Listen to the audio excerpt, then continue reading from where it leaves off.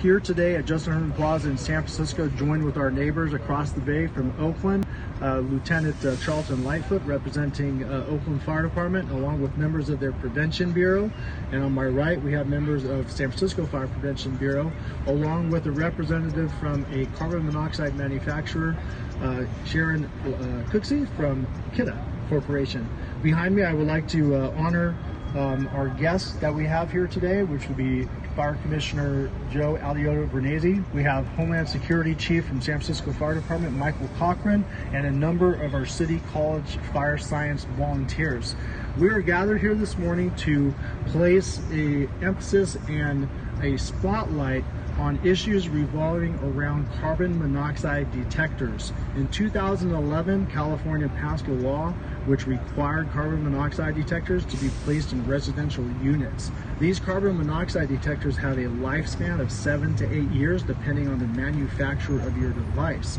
That's placing us in a period now where these are going off and people are believing that they are batteries that are going off or an actual alarm going off.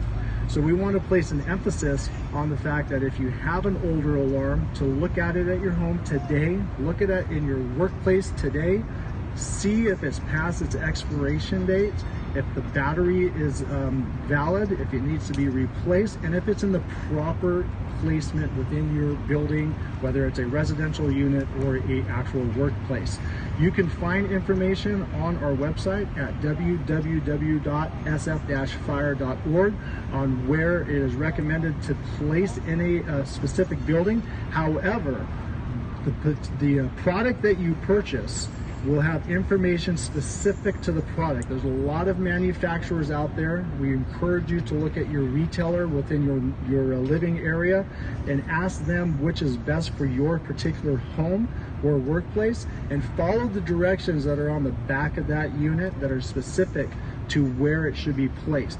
We as a fire department recommend that these be placed in every living space, your sleeping quarters, and your hallways on every floor of your home. I'm going to pass the mic over to our partners at Oakland Fire Department, Lieutenant Charlton Lightfoot.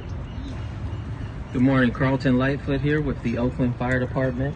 First, I would like to extend a thank you to San Francisco as well as Kidda for supporting and initiating this collaboration. Our overall objective is one, as the fire department, to be supportive of the needs of the community.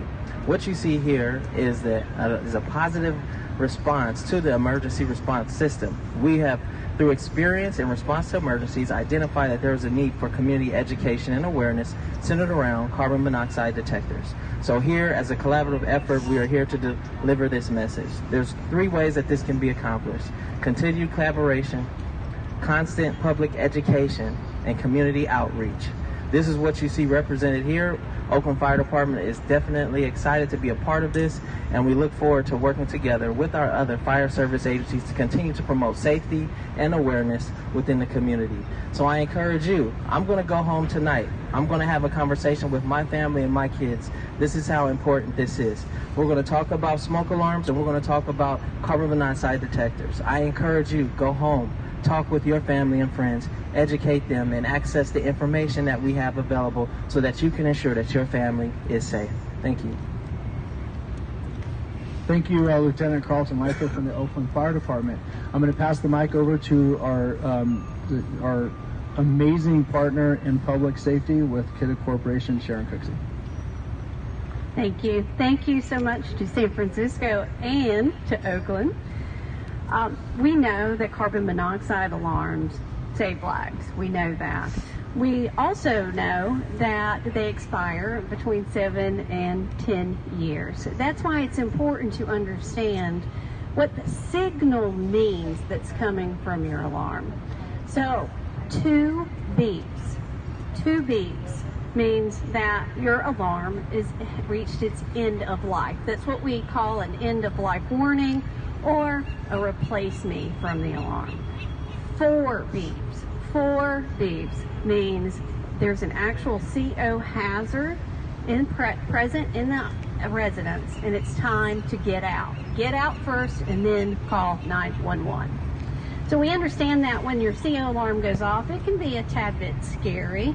and we want to help eliminate any confusion as to what action to take when your CO alarm sounds. So today, on our YouTube and social media channels and in partnership with the San Francisco Fire Department and the Oakland Fire Departments, we will have a video available that helps you become acquainted with what the beeps mean from your CO alarm.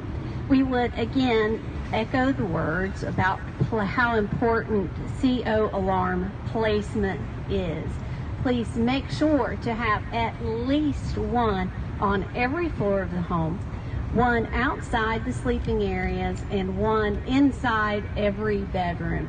And make sure to replace your alarms every 7 to 10 years. That means the whole alarm, not just the batteries. Replace the whole alarm every 7 to 10 years. And please, if you need more information, visit kidda.com or thebeep.com. Thank you. Thank you, Sharon, for that.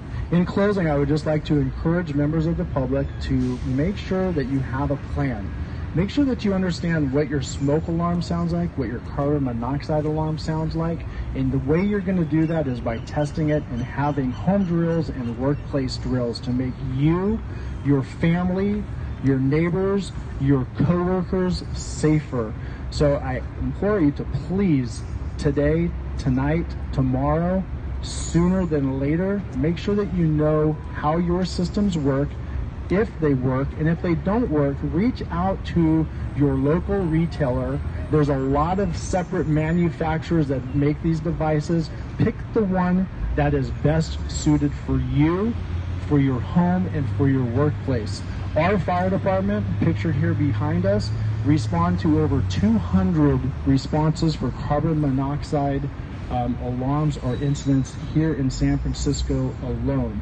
Some of those are simply a low battery or an end-of-life alarm. Some of those are actual events. Some of those end in injury, and some of those have unfortunately ended in death. We want to minimize that to a point where if we are responding, which we are happy to do, that we are able to educate you, we're able to get you back on track to having a safe system and leave with everybody being healthy and happy. Thank you for being here today. I'm Lieutenant Jonathan Baxter with San Francisco Fire Department.